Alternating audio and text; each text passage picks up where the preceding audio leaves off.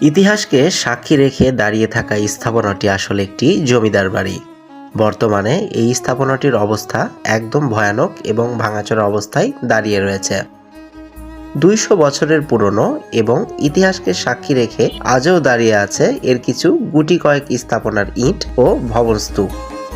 এই জমিদার বাড়িটির অবস্থান পিরোজপুর জেলার মঠবাড়িয়া উপজেলায়, আর যা পিরুখালী জমিদার বাড়ি বা রায়বাড়ি নামেও পরিচিত।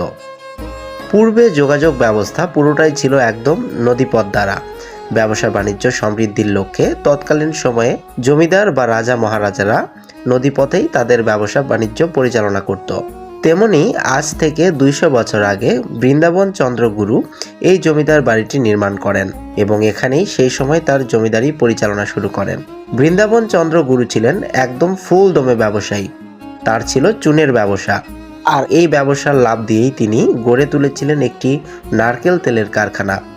আর সেই তেল বজরা নৌকার দ্বারা কলকাতায় তিনি পাঠিয়ে দিতেন এবং এই ব্যবসার কারণেই ইংরেজদের সাথে তার বেশ ভাব গড়ে উঠেছিল।